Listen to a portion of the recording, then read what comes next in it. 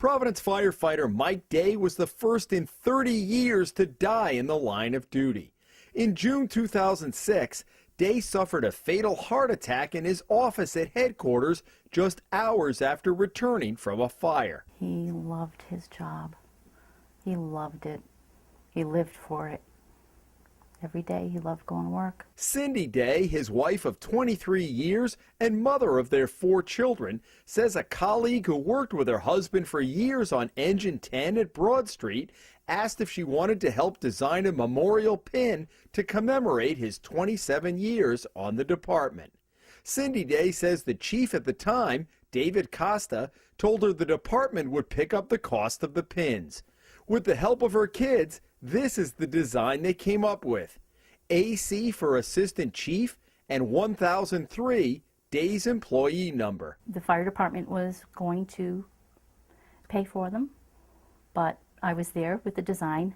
We ordered them, and I paid the down payment, which was half the price of the pins. 1,000 pins at a cost of $3,200. Cindy Day put up $1,600. They were ready in the summer of 2007, about a year after Day died, just as George Farrell succeeded Costa as chief. An assistant chief who has since retired picked the pins up, and Cindy Day's wait began. I assumed once they got to the department that something would be done, and they would call me and say, you know, we'd like to distribute the pins, you know, would you like some? Months went by, and when Cindy Day asked again, she was told the department needed to determine the protocol for where they would be worn on the firefighters' uniforms. I understood when I was told, well, we have to look and see where they're going to be placed. Okay, I could understand a month, 2 months at the top, but after a while I was completely baffled. There's no reason for this. Months go by, years went by, 3.5 years have gone by, and I still have not seen the pins. Do you find it disrespectful to Mike? Yes, very. Disrespectful to him, to his memory, and to the rest of the firefighters on the job.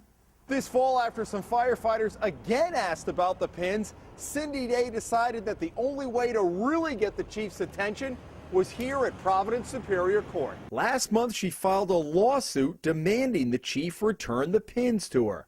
But Chief Farrell, who was not available for an on-camera interview, told the Hummel Report in a statement he had nothing to do with the pins and referred to uniform protocol. Quote, "While I appreciate Mrs. Day's desire to further commemorate her husband's service, department policy is clear on what types of commendation awards or pins are allowed on formal dress uniforms." To hold them up and really create the pretext that it's some high-level, deep administrative decision that we have to make is disingenuous at best. Union President Paul Dowdy said since Day's death, the department has issued 2 special pins, including one for those who fought the Motiva fire at the Port of Providence. No, I don't believe that the protocol had anything to do with it. There's some bad blood between Chief Farrell and Mike's brother, Stephen Day, and I think, unfortunately, that carried over into this decision. The union's long-running contract dispute with the city has been bitter and public,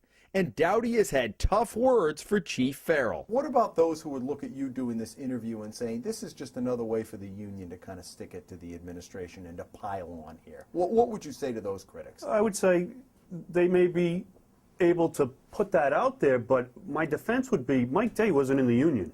This was not commissioned or paid for by the union. The union had no role in this except to say, we see a wrong here.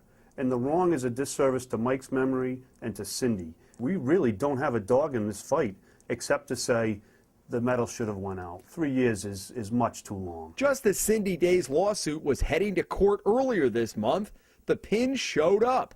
The chief says they were buried in a filing cabinet at headquarters under some radios. He admitted, though, the lawsuit got his attention. And when you heard that, what was your reaction? It's about time. Did you ever think you'd be filing a lawsuit against the fire department? No. I mean, this over is your, pins. Yeah. Over pins. Over anything? No. It turns out the department could only find 700 of the 1,000 pins made. The union's lawyer says he'll file a claim with the city for the other 300. Cindy Day says she's now focusing on getting them to the firefighters. I want to see them distributed in Mike's memory, and I would love to see them on the jackets of those firefighters. And I'd like to have one myself. In Providence, Jim Hummel for the Hummel Report.